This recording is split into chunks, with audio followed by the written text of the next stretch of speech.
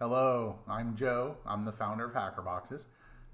Wanted to come here online today and share some thoughts and reflections about Defcon Hacker Summer Camp out in Las Vegas.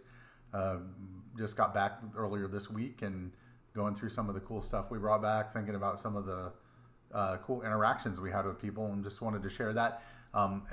Most importantly in this video, or as importantly, we have a really exciting announcement. It'll probably be about halfway through the video. So if you just want to get right to that, jump to it. If you want to hear some of these reflections about DEF CON, see some of the stuff we got, let's just go ahead and jump right into that. So also, if you have any questions about, this video is going to be a lot about DEF CON, but if you have questions about electronics in general, HackerBoxes, some of the type of projects we do, embedded systems, microcontrollers, why we try to teach things the way we teach them, and bring about technologies the way we do here at HackerBoxes. Stick those questions in the comments. We'll try to make another video to follow up with this. If there's some good questions to do, we'll cover those. We get a lot of questions in email, and we usually just answer them, but it's be nice to have some of them in like a discussion forum, I think. All right, so I wanted to start by saying, like, a week before DEF CON, so it's been a couple weeks ago now, a little less than a couple weeks, a video dropped from Cyber News. You can find it on YouTube, Cyber News. I guess we can link it below, but just find it. It's called Inside the Largest Hacker Gathering in the World, and it's practically a documentary because it's about a half an hour long, and it's a really nice video about what goes on at DEF CON, what's it like. And it was made the year before at DEF CON 33, so it's a little more current than the thing that everyone always calls the DEF CON documentary that's out there from DEF CON 20, which is now 14 years old. So anyway, I would recommend checking that video out, and I'm going to give you a spoiler at the very end of that video. This isn't much of a spoiler, this is almost obvious, but the folks that are kind of featured in the video all kind of are shown, back to back, saying, what is the thing that's so great about DEF CON? Well, it's the people. Like, the reason for DEF CON, there's a lot of amazing things that happen there, a lot of cool stuff that's being presented, a lot of cool things for sale. But really, we all go there to meet up with each other, and it is really an amazing social experience. It's kind of like a family reunion we have every year. Some of us have been going for decades and decades, and even the fact that at any given DEF CON, a lot of the people there are brand new.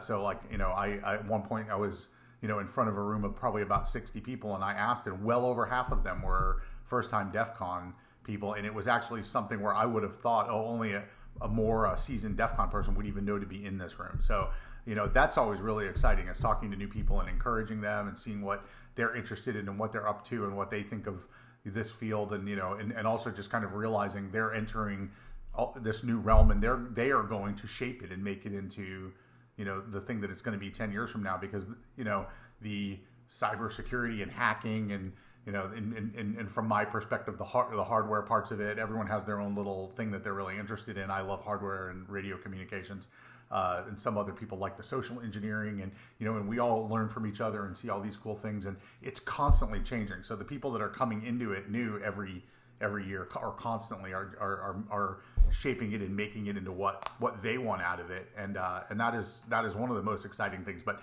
so anyway, the great thing about DEF CON, that's the spoiler for the end of that video, that definitely consider watching that, is that it's the people. We go for the people. For us, a huge part of that is customers. So we're, as you probably know if you're watching this, HackerBoxes is an e-commerce company. We sell things through the internet. Our primary product is a monthly subscription box where every month you get a box of stuff. We kind of like to say it's like getting a little hacker conference in the mail every month.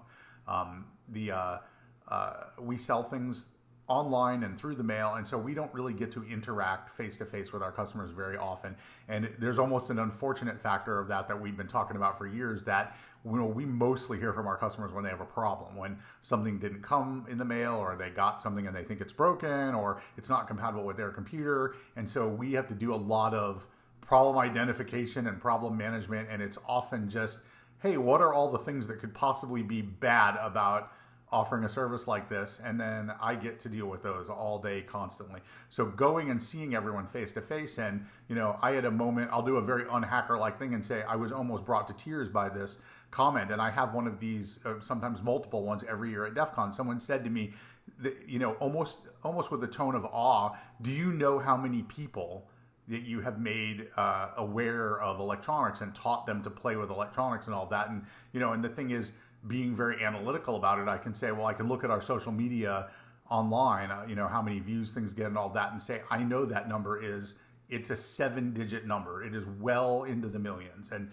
I can't tell you how proud I am of that and how grateful that we are for all the work we do here at HackerBoxes. We're actually going to be packing this month's box later today. So, we're ramping up for doing another really hard day of work. I say day, it takes about 5 days. Starts today. So we're really excited to do these things. And we get to, we feel extreme gratitude, very blessed to be able to do kind of creative and interesting and educational things and then bring them to people. We really hope anyone who's out there who's a member, a customer, enjoys those things, and folks who aren't, maybe look at what we're doing. If it's something that you feel a calling to try it out, give it a shot, So we love getting to meet our customers and hear from people face to face about things they like and don't like, and things that the experiences they've had this year, things that they've built because they did something in the HackerBoxes. So we really love that we're kind of influencing our customers, our students, our members. All of these words apply. It's great. And then I personally at Defcon get to meet up with a lot of friends who live all over the country, and I mostly see them at Defcon or interact with them online, and so it's just really great and have a really amazing social experience. And the big announcement that we have at the second half of this video, the really cool thing, is it's very related to that. So anyway, so some of the cool things we saw around the conference, there are a lot of videos where people have filmed their tours and stuff, or rather them walking around and giving a tour. So you can see all the neat things through those videos. But some stuff that we found that was really cool was, it's hard to even pick, but yeah, there's so many cool things. But I really liked, there was an RF capture the flag where they were, they had images embedded into the waterfalls where you could, and they had a big display of that, and that was really cool. And then, of course, the villages that are really impressive with all of their setups, like the car hacking village and the maritime village and things like that. And then stuff that's near and dear to my heart, like the hardware hacking village and the embedded systems village and things like that, because they relate to technologies that I think are really cool. And that stuff is really fun. So we saw this really fun. There are a couple really interesting things where we saw some old school HackerBox stickers around, and and that's one of those things, sort of like being told, wow, do you know how many people you've encouraged to jump into electronics or taught about electronics? It's also cool to see stickers. There was one sticker we saw pop up that was from 2017, and it's funny because it actually still says, it says Hacker Summer Camp 2017 on it. It has the HackerBoxes logo. It even has a little coupon code that expired, what would that be, over 9 years ago now, because at that year it expired at the end of the con, but that little coupon code is on there. And people were telling me they found them, and then I saw some sitting on a table, and then someone who was standing nearby told me they just set it there because they had found them in their sticker hoard and brought them there. Thanks, Nick. And putting them out for people. That was really fun for us to see, this reminder that we've been, even as HackerBoxes is a 10-year-old company, and for 9.5 of those years we've been, bringing things at DEF CON, showing off things at DEF CON, selling things at DEF CON. It's really fun. So Hardware Hacking Village, Soldering Skills Village is always a really cool place. The Sin Shop in Las Vegas helps people learn to solder. So they're doing things that are, very aligned with our mission here at HackerBoxes. Get people soldering, building things. Oh, and also the Maker Village, they're very related as well. We always make like a little mini badge, or we used to call them badge buddies, and now we call them mini badges. And this was we started making these before they were SAOs, so they're not really SAOs. We make those as well, but these are just a little thing that you can do independently, and we use them throughout the year for lots of stuff. But we sort of make them for DEF CON, and this year we actually had we made way too many for DEF CON 33, so many we couldn't even bring them all out. So we brought the ones that we had here in Florida. We brought those this year to DEF CON at DEF CON 34 and gave those to the Hardware Hacking Village. The cool thing about this is then when people come into the Hardware Hacking Village, Soldering Skills Village, they have something that they can try out their first soldering skills on. And so we had these cool little mini badges. So we brought a ton of those. Maybe you got one, maybe not. So I don't know, but maybe we'll maybe have a new one for DEF CON 35. We'll see. We got to go to some parties and some musical performances. We got to see some really cool musical acts. That's always pretty cool, even though, on Eastern time, they're way too late at night, showing my age there. And some great meetups. I'm really fond of, for years now, I've been going to the Reddit meetup, which is usually, it's always at a circle bar. The last few years, we've been at the Link 3535 circle bar. Prior to that, I think we were doing it at Paris. It's always really fun, and now we do it on Wednesday night and Thursday night, and it's one of the highlights of the conference for me because lots of people come by. We do a sticker swap this year on the Wednesday night one, so this was before any of us even had our Defcon badges.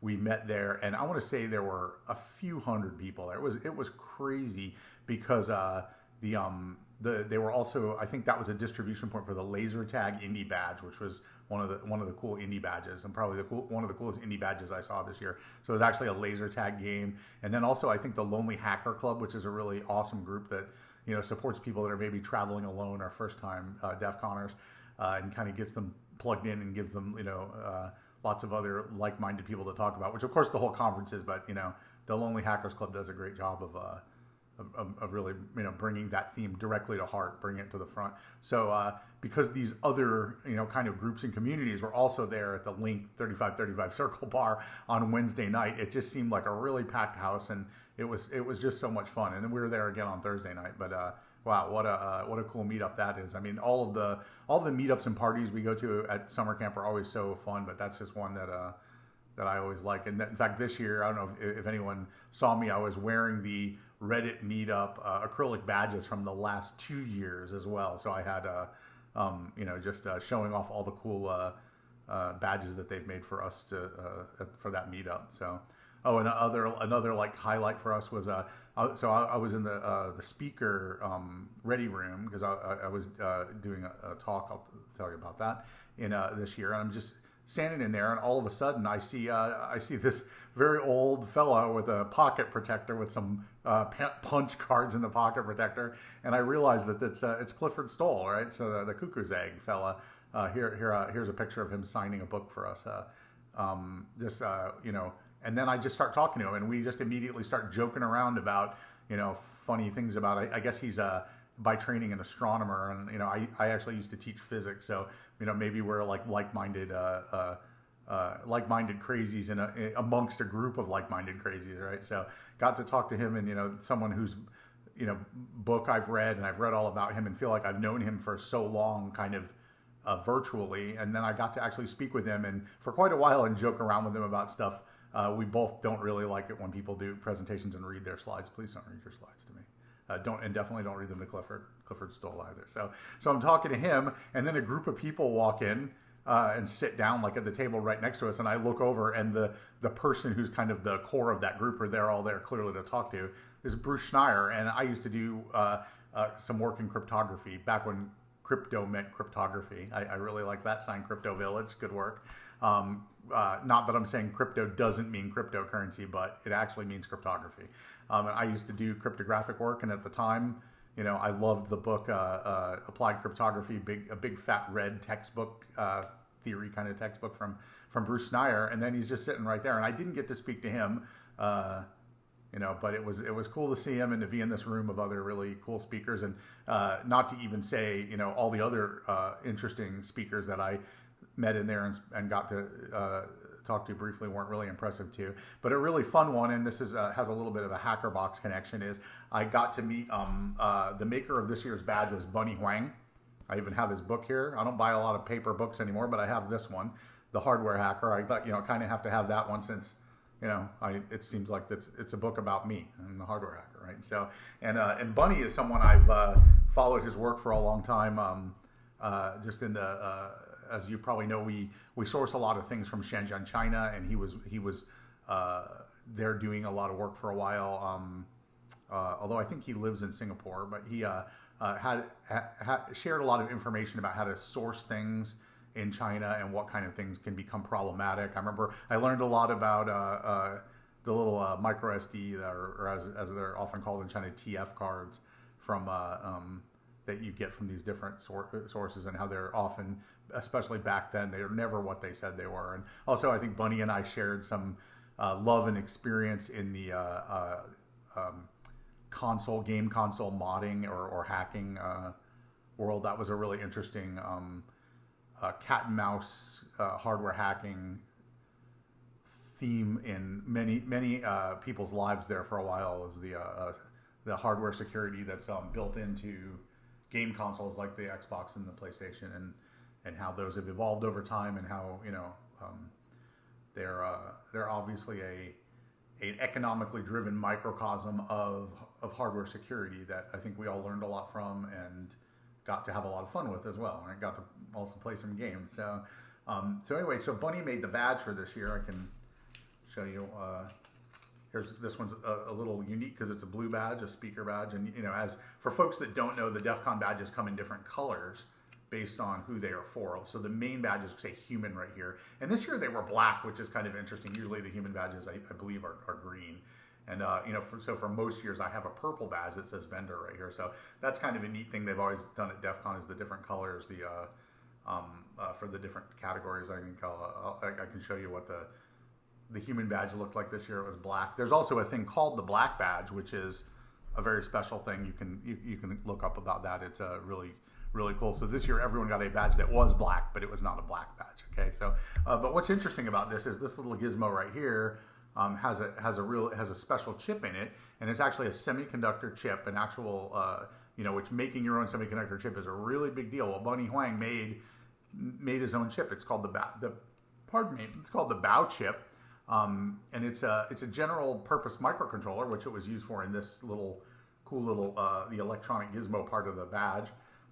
It's just a microcontroller like all the ones we use all the time in HackerBoxes, but he designed it to have some built-in security features.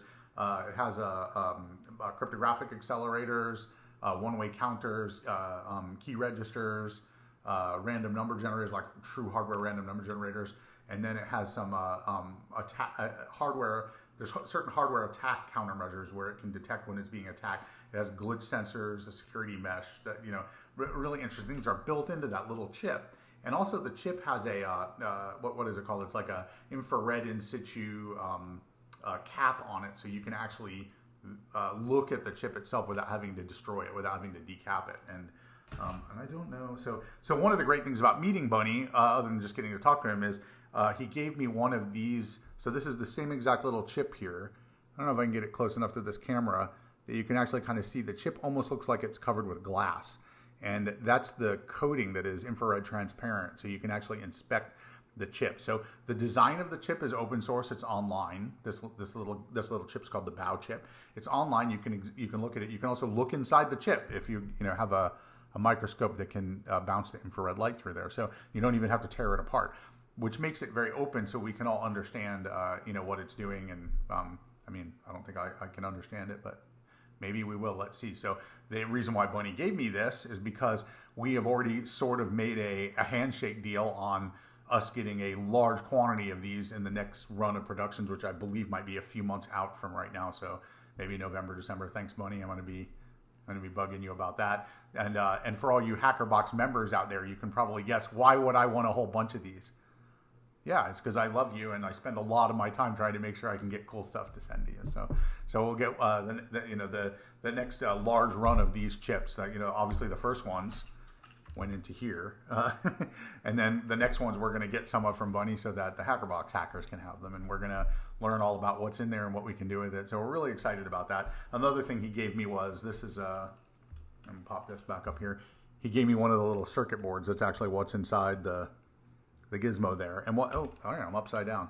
And what's kind of neat about this thing is it's a badge. It's obviously, this was the conference badge, but then they gave you a little kit to unscrew it and replace the screws with shorter screws so that you could use this as a secure element after the conference. And I think that's really amazing. I know that a few years ago I actually got to talk to Jeff, the founder of DEF CON Dark Tangent, about what he wanted from badges, what he thinks about badges, and he's really over the years stepped up DEF CON's game for badges in a really impressive way. You guys might remember the last electronic badge was basically a Game Boy. It was really cool, and it was the first delivery of the new Raspberry Pi RP. What is it, the 2350? And it was announced that week, and that new chip was in there. This time we got a new chip, and doing cool things. And a thing that Jeff was very aware of, and we were aware of it at HackerBoxes because in a slightly different way. A lot of these things that we build and play with and whatever, we want to get them and play with them and use them as conference badges, and in the context of HackerBoxes, put together something that's really fun to play with and learn from. But then you've got this thing, and it's like, okay, well, now is this e-waste? Am I ever going to use it again? And of course, we hope that for HackerBoxes, you build stuff and then maybe play with them or tear them apart or use them in some other, or at least like show them off to other people, so it has a carry on. Bring them to your hackerspace or your coworkers, so it has a carry on educational. It carries our educational mission, past you, our initial customer, and it has like a second life or even more use, or you use it for something else.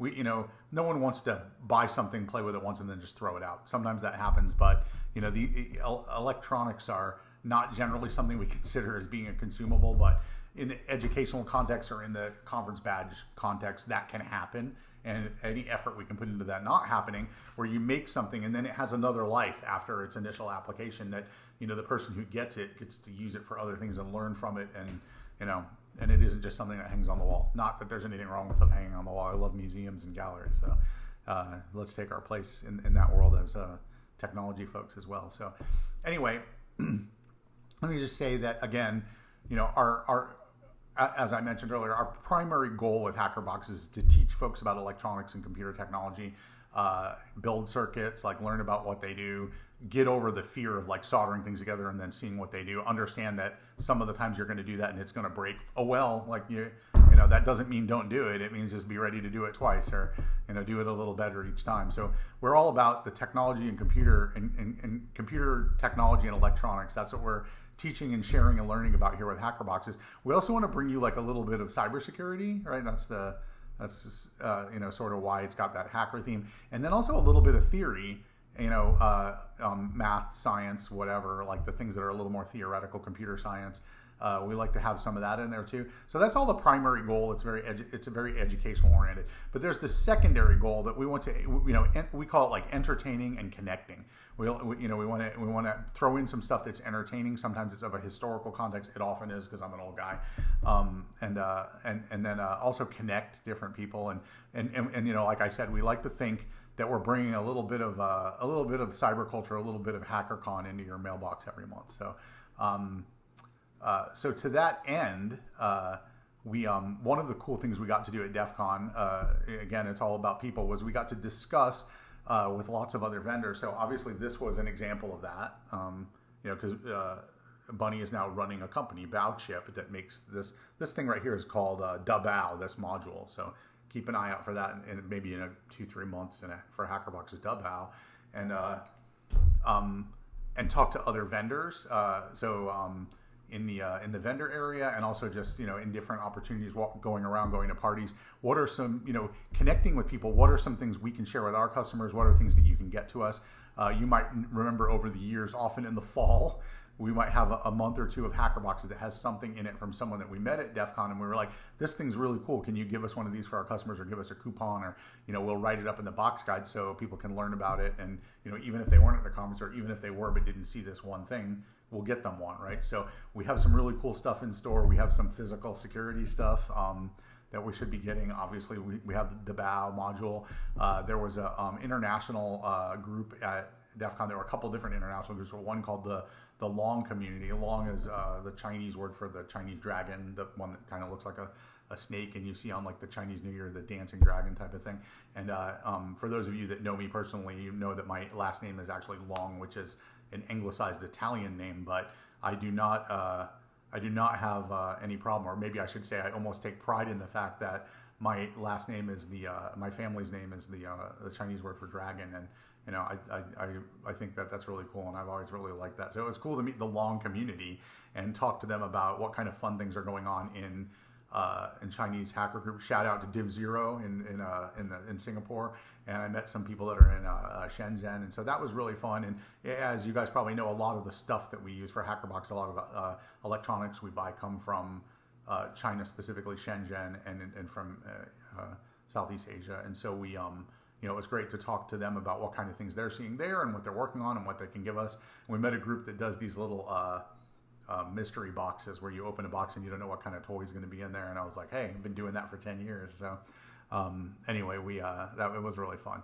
So And speaking of all the vendors we met, I think a lot of folks probably know this, but for the last 10 years, HackerBoxes has been a vendor at DEFCON, and that's been basically what I personally do at DEFCON is I go there, I set up a table, I pass out from exhaustion, wake up the next morning, sell HackerBoxes for until the hall closes at the end of the day, pass out again, and I do that 3 days in a row, and that's my whole conference. And then I do get to meet with some friends, talk to other vendors and stuff, but that it's really hard, and it really kind of is all consuming at DEFCON. So after 10 years of doing that, this year was a change up, and decided not to run a vendor booth this year, and there were a lot of different reasons for that, but one of the big reasons is I think our name is out there enough now. A lot of people know about HackerBoxes. Feel like more than half of the people I run into at DEFCON are like, oh yeah, I've had HackerBoxes before. I know HackerBoxes. I bought something from you last year. I got one of your free badges, or one of the discounted Learn to Solder badges. Like I know who you guys are. I know where your website is.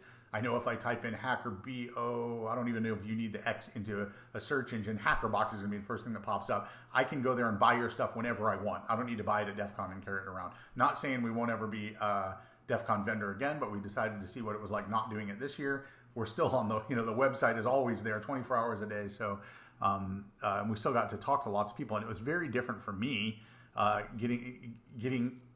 being allowed out of my little 10 by 10 foot cage of being in a vendor booth. It was a very different experience. So I for one thing, I ran a workshop. I offered a workshop on some custom hardware that we designed called the Cobalt 32. We do not have those on our website right now.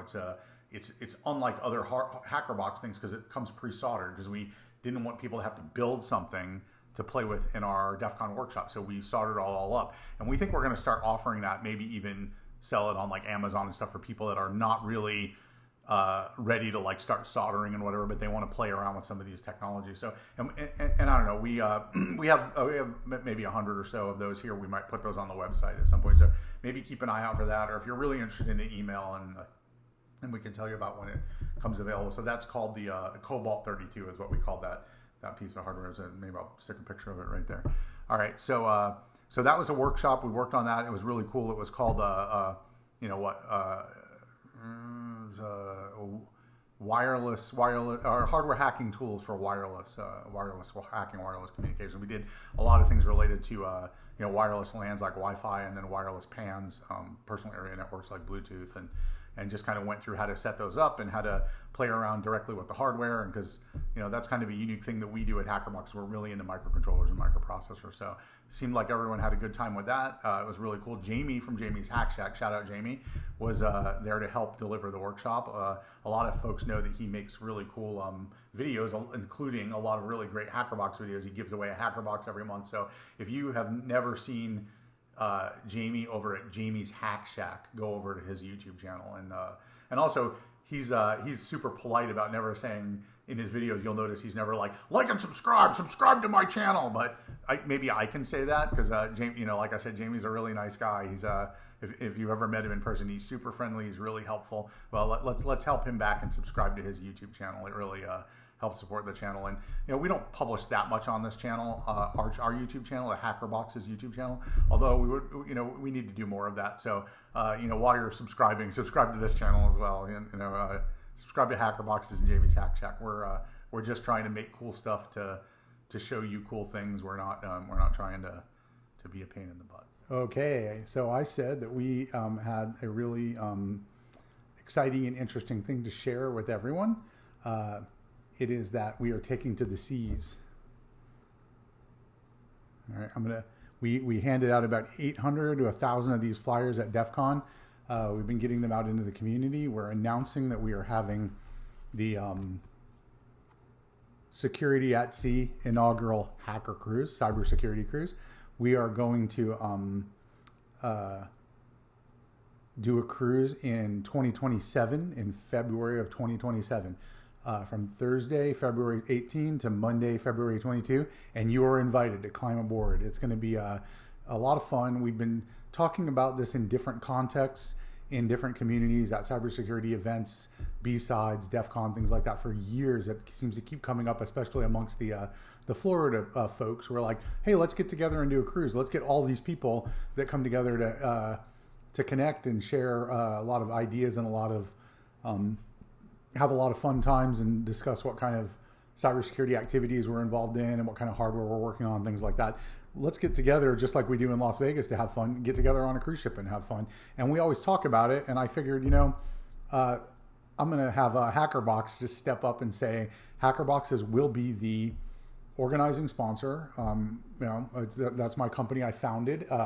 We can just do it. Let's just do it. We're in a good position to be able to reach out to lots of people. We're here in Florida, adjacent to many cruise terminals. Well, several of them. We're going to cruise out of Tampa for this one. So we reached out to Royal Caribbean, which is a really amazing company. If you're into cruising, you know all about Royal Caribbean. They have 24 ships, and those 24 ships carry 27% of the people that cruise, which last year was almost 35 million people. That's a lot of people. Well, I know that people seeing this, there's going to be people that have cruised before and are like, that's cool. I want to go on a cruise with a bunch of cybersecurity people on a hacker cruise, whatever. We're not going to hack anything. All right. We're just going to do some fun cybersecurity educational activities, some workshops and things like that on the ship. We're going to, those of you that have done that before know how fun that could be. It could be a lot of fun. And for those of you that haven't, if you come, this will probably not be the last time you come.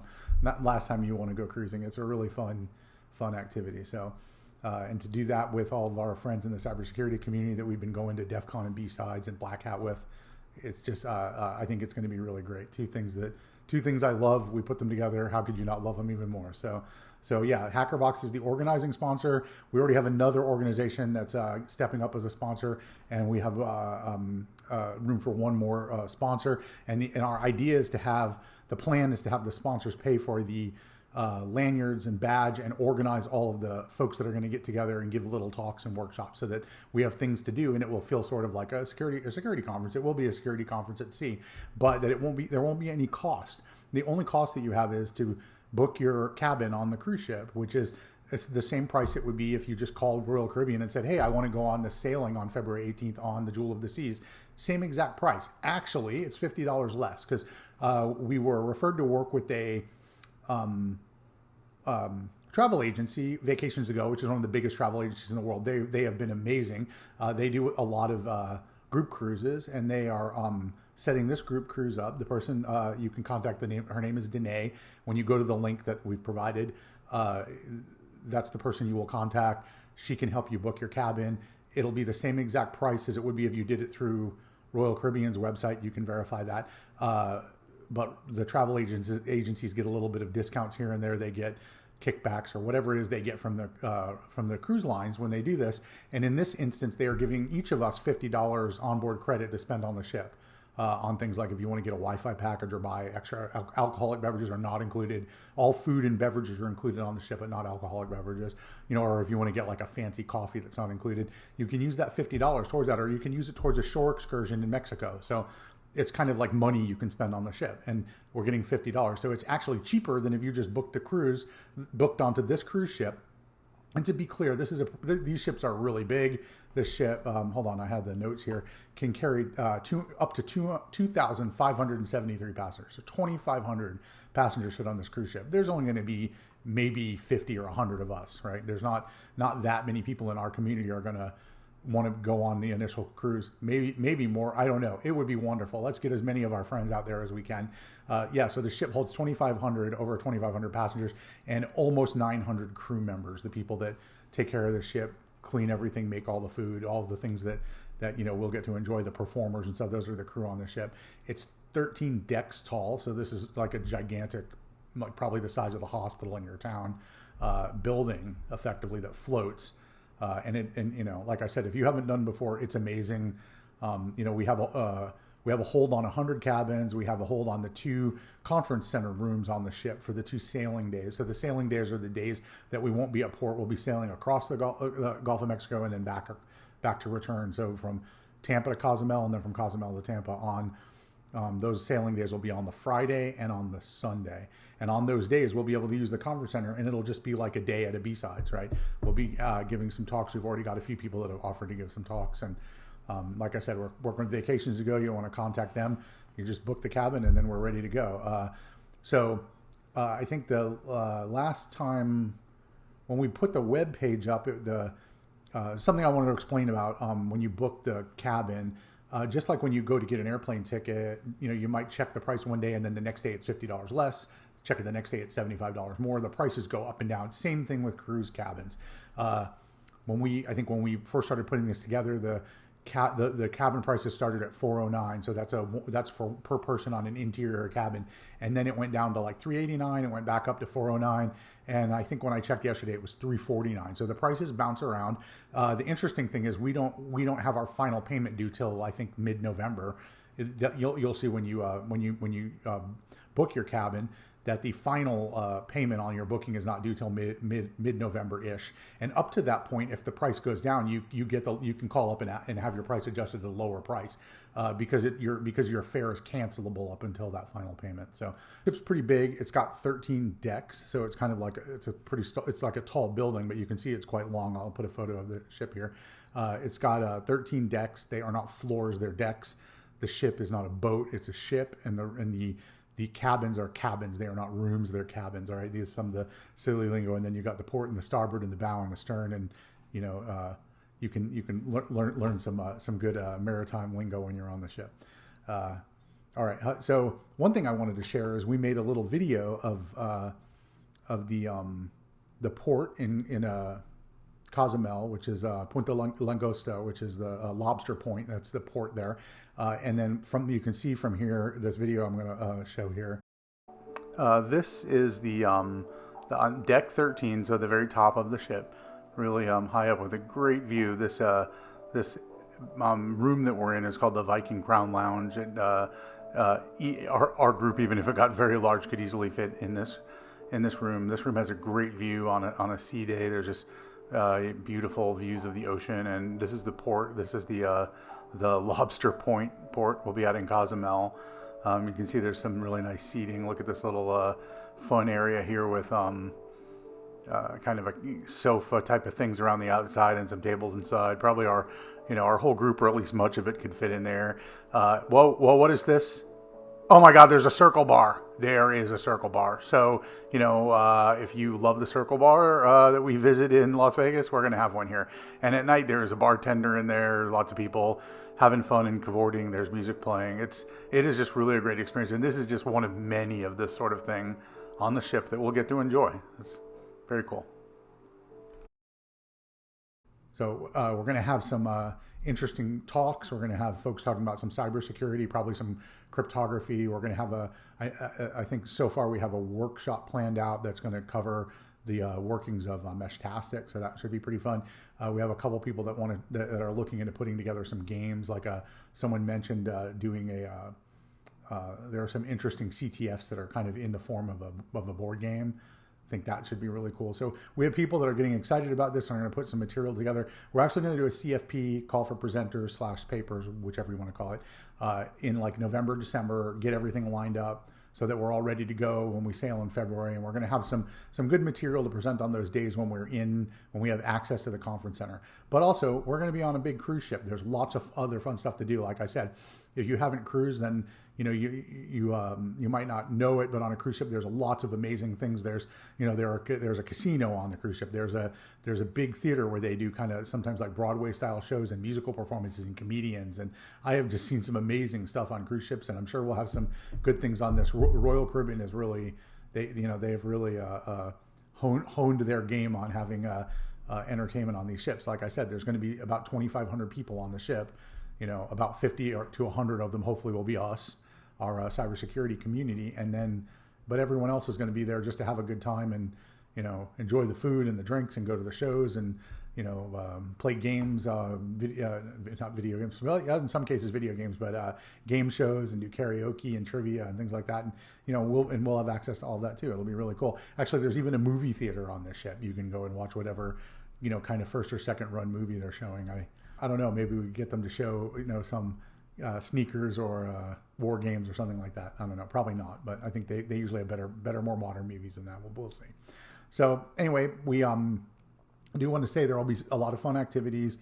It should be a good time. It's a really great deal because cruising in general is a fantastic deal. You're generally paying less than it would cost to just stay in a hotel room, but you get a room and you get food and you get all your non-alcoholic beverages and you get shows and you get entertainment. And then also we're all going to be on there together. We're going to have access to this conference center for us to all share some information, put on some talks and things like that. It should really be an amazing deal. It's an amazing deal. It'll be lots of fun. Like I said, we already have two kind of corporate sponsors, HackerBoxes and another organization we'll be announcing soon, and then we have an opening for another one. As far as logistics goes, if you're not in Florida where you can just drive to the Tampa port, you want to fly into TPA, which is Tampa International Airport. Probably want to fly in the day before, so that would be on Wednesday, February 17th. Spend the night in Tampa just so that you can make sure no flight delay causes you to miss the ship. That's not good. If you miss the ship, you kind of miss the cruise. It's a bad deal. So show up on Thursday, on Wednesday, because we're going to be sailing out on Thursday, so that you're ready to get on the ship on Thursday. You can usually get on around 10 a.m., 11 a.m. They might assign you a time, but Royal Caribbean's pretty good about just letting people on 10 or 11 a.m. It's not bad, and then you can have lunch on the ship. And then, I have a list of questions I printed out that people have been sending. I think I'm just going to put those in another video because, we don't need this video to be 2 hours long. But and that'll be really good, especially for people that haven't cruised before, just because I know this is kind of a new and different thing. And we want to make sure everyone feels really comfortable with it. First of all, if you do just want to talk to someone about the cruise and what can I expect about this? What can I expect about that?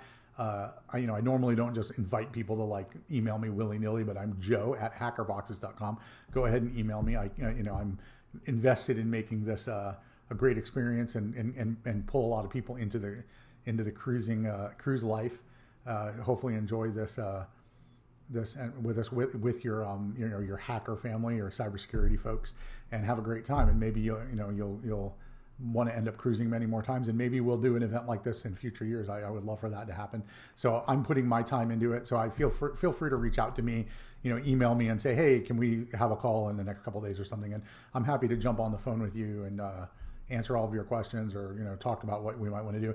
And even doubly more so if you're like, hey, I would love to get on this ship and organize a game like a CTF or a little competition, or give a talk about what my company does to secure our networks, or anything that's cybersecurity related that you can help us all out with, and help us learn things and have fun and a good experience right there. So let me see, but I did have a couple questions I did want to touch on here. I'm gonna save some of these questions and make another video. But a question that's come up a few times is, will this event be kid friendly? So yeah, cruise ships, especially ones like Royal Caribbean and Carnival, they are very kid friendly. I've brought my children many times on Royal Caribbean ships. They love it. There are all sorts of, if you want more details on that, you can find it online, or also email me. I actually I went through and pulled out everything there is for kids to do on the Royal Caribbean Jewel of the Sea, which is the ship will be on Radiance class ships. There's just a ton of stuff. There's a climbing wall. There's water slide. There are teen and children rooms that are geared towards different ages. I will say this, for the cybersecurity kind of portion of this, where we're doing sort of our professional discussions, will be probably of the scale that we're not going to have tracks, or certainly not like a children's track. So not that we wouldn't want to accommodate children anyway. There's plenty for them to do on the ship, but in the conference part of it, unless they're a more advanced and well-behaved teenager, they probably do not want to be in our conference. But that doesn't mean they can't be in the teen center, or in if they're little kids at the splash pad, or in the I think they call them aqua babies room or whatever. There's lots of stuff for kids. So yes, definitely, that was one of the questions I thought was a really important one. Another one was about stuff to do before and after. So I roughly live in the Tampa area. I'm a little over an hour away. So I'm very familiar. I can just share a few points. There are things to do in the Tampa area that are fun. Some highlights are, people like Busch Gardens. They like the Dolly Museum, I think, is really amazing. There's an area called Ybor City that has kind of a lot of history and stuff like that. There's let me see. I had made some notes on this other sheet here, but there's the Museum of Science and Industry. There's there's a lot of this is Florida. There's a lot of touristy kind of stuff. If you're willing to drive a little bit away, there's some great beaches in the area and stuff. There aren't really any beaches in Tampa because it's a port city. It's a port. There's not beaches. But if you want to go over across to the peninsula next to Tampa, it's called Pinellas County, St. Petersburg. There are some beautiful beaches out there. So like if you're coming from area of the country where you want to have beach access. Yeah. So someone emailed and asked. That it looks like that's only a 4-night cruise. Yes, it is, because we wanted to make it so that it will work for working folks on a weekend. But and they said, what if I want to do a longer cruise? Well, you can stay on that same ship and just do the cruise right after it. Actually, after our 4-night cruise, they will come in on what's our last day, Monday, February 22nd, and then they will turn the ship around in the evening of Monday. So we'll be coming in on the morning into the port of Tampa. That afternoon, that same ship will go out and do another cruise. I think it's also going to Mexico, but it might have another port. I think it might also be going to I can't remember. Anyway, I think it might be going back to Cozumel and then another port as well. But it's a longer cruise. It's a 5-night cruise. So if you wanted to turn this cruise into a 9-night cruise, just buy your cabin on this cruise and then the one after it. People do that all the time. So if you're like, oh, I'm flying to Tampa, I'm having to buy a plane ticket, I want to get a little more vacation out of it. You can definitely do back to back. And if there are enough people that are going to do the one right after this cruise, we'll share some more information about that so that those people can connect on this ship and maybe have their own, it won't be an organized group cruise, but they'll be together on the sailing right after it on the same ship. So that's an option. And also, like I said, there's Busch Gardens and Mosi and other fun stuff. There's just a lot of fun stuff to do in the Tampa area. Over in St. Petersburg, which is just a short drive across the bridge from the airport. There's the Salvador Dali Museum, which is fantastic. They have a virtual reality experience there, and there's some great beaches over there. So there's lots to do in the area if you're flying to Florida and you want to make it into more than just like a 4-night experience. Of course, 4 nights is still pretty awesome because we'll be sailing to Mexico. I'll be spending a day in Cozumel and then 2 days on the ship, doing a lot of merriment and hopefully some learning and camaraderie and socializing amongst our cybersecurity peers. All right. So I'm going to make another video and go over some of these questions. Like I said, I didn't want to pack them in here and turn this into a 2-hour video, but because some people had some other interesting questions that were a little more cruise specific, like, what's kind of included in the cruise fare, what are the cabins like, what type of stuff should I bring, what kind of things are we going to be able to do, what should I not bring? Don't bring a soldering iron, don't bring anything that might upset the ship's communication or electronics anyway. We are people that work in cybersecurity. We're hackers. We're going to be on a ship. We are not hacking on the ship. All right.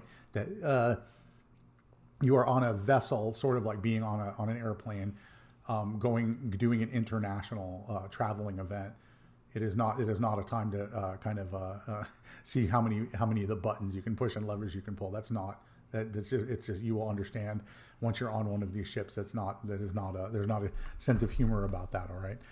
So be cool with that. There's what kind of talks are we going to have? We don't know that yet. That's kind of up to you guys. We're going to do a CFP in the coming months, and then what kind of extra things you can buy, what kind of entertainment there is on the cruise ship. It's a really amazing experience. I'd love to share more about that. But, also you can just get on YouTube. There's a lot of YouTubers out there that share a lot of cool information. I think I put some links in there about from like the Royal Caribbean blog, like what are the fun things to do and know about a Royal Caribbean ship? What's the food like? What are the drink packages like? What's the Jewel of the Sea tour? Okay, yeah. So thanks for tuning in with us. Thanks for listening in. If you have any interesting questions, good questions you want to share, just shove them in the comments. We'll try to pick them up in another video where we're not getting so long-winded. Like I said, if you want to be able to quickly see when we put out another video or something else about, hopefully we'll get some more things out there about hardware hacking. Put some questions that you might want us to answer again in the future about hardware, about cybersecurity, about this cruise we have coming up next February. We're very excited about. Get those questions in the comments and we'll try to address them in another video or in future videos. And then subscribe to this channel so you see when they pop up. All right. We'll try to make some more content for you guys. Okay. Thanks for tuning in and have a great time. We'll hope to see you around.